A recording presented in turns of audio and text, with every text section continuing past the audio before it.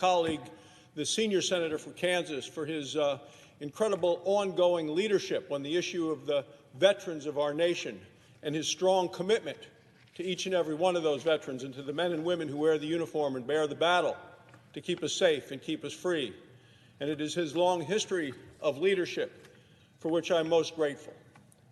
Mr. President, I come to the floor today to talk about a different issue, and that is the need for more American energy. Right now, the American people are facing the worst inflation in 40 years. In November, we saw the biggest price increases from an energy standpoint in 10 years. CNBC reports that 1 in 5 American families could not afford to pay an energy bill this past year. Roughly the same number of Americans have kept their home at an unhealthy temperature because they can't afford the cost of energy to heat it. Gas prices have gone up by roughly $1 a gallon since Joe Biden took office. It's the fastest increase in gas prices in 40 years. The price of gas affects the price of everything else. It's increasingly expensive in this country to transport goods from the farm and from the factory to the people who need the products. As a result, the American people aren't just paying more at the pump, they're also paying more at the grocery store. So why are energy prices rising so quickly? Well, demand is up and supply is down. It's basic economics. Under Joe Biden, American energy production still hasn't recovered in this country to the levels that we were producing energy prior to the pandemic. Why would that be? Because this is a direct result of the anti-American energy policies of this White House. On his first day in office, Joe Biden killed the Keystone XL pipeline. He blocked new oil and gas leases on public lands all across the country. He stopped exploration for energy in the Arctic. He tried to ban exploration for energy on our coasts and off our coasts. He's threatened to raise taxes on American energy. So what happens? Well, as a result of this radical, anti-American Biden energy agenda, we're failing to produce enough energy in this country.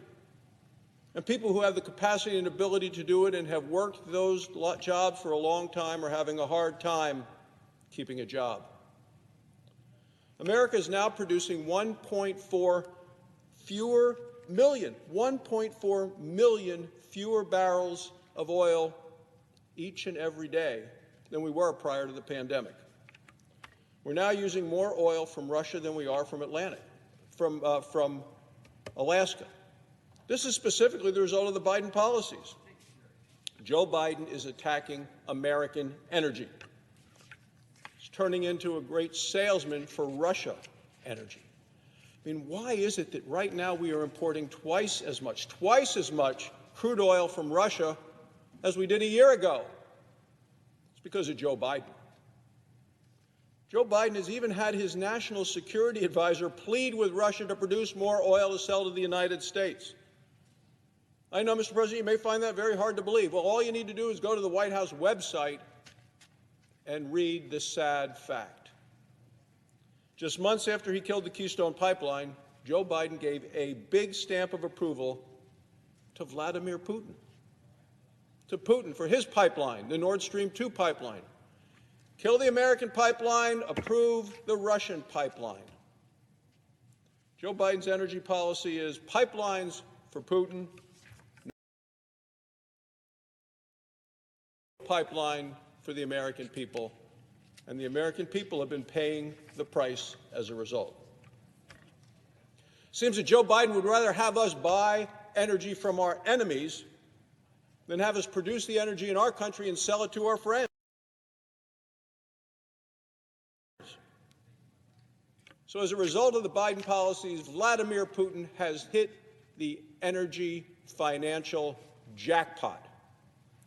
For decades, Putin has used energy as a geopolitical weapon. What does he use it? How does he use it? Well, he uses it to coerce and to intimidate. And that includes our allies. Now, we saw this in November when Putin shut off the flow of natural gas to Moldova. By giving Vladimir Putin Nord Stream 2 President Biden gave Putin a new geopolitical weapon. And now Putin is emboldened, and he is flush with cash. Right now, today, Vladimir Putin is preparing to do something he has wanted to do for years. He has amassed over 100,000 troops on the border with Ukraine. With the Winter Olympics about to begin in China, Vladimir Putin is expected to invade Ukraine. If Russia invades, this will only worsen the energy crisis in that part of the world, but also here as well. Vladimir Putin is cunning, he's opportunistic, and he is aggressive. When he sees an opportunity, he takes it. Putin can smell weakness, and he views our president, Joe Biden, as weak and ineffective. The sledgehammer that we have against Putin is to shut down the Nord Stream 2 pipeline and do it permanently. Last month, this body had an opportunity to do just that. Yet Senate Democrats filibustered the bill. The same Democrats who voted to get rid of the filibuster on the floor of the Senate used the filibuster to shut down a bill that many of them have supported for years. Hypocrisy at its worst. So Democrats last week, based on lobbying from the White House, refused to sanction Putin's pipeline. The Nord Stream 2 pipeline is going to lead to an enormous transfer of wealth from our allies to our enemies. It's going to make our allies weaker, and it's going to make Vladimir Putin that much stronger.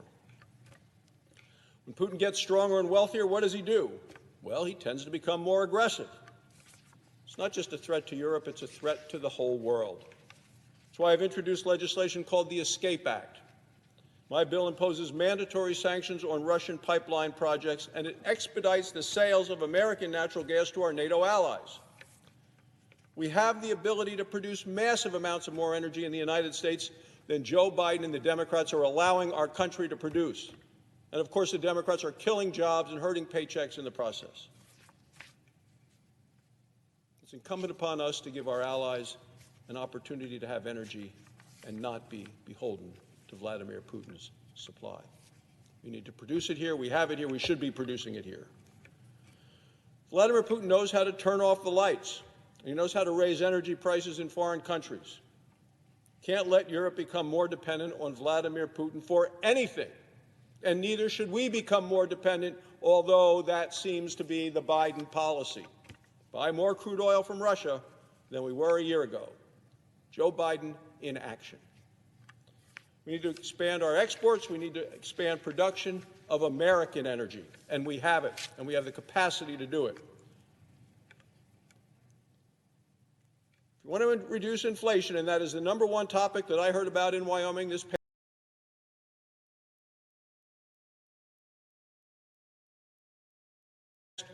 week as I traveled around and visited with high school groups, Rotary clubs, people in diners, folks all around the state and many, many communities.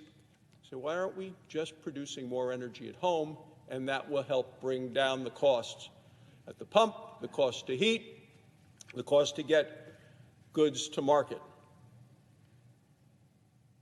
We need to be producing America in this country, not be beholden to the far left extremists who want energy costs to go up on American people who are struggling to get by. Energy is called the master resource for a reason. It powers our nation, it powers our military, it powers our economy. The same is true for our allies.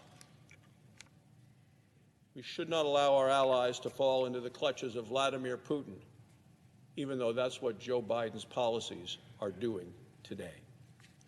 We need more American energy, not less, and we need it now. Thank you, Mr. President. I yield the floor.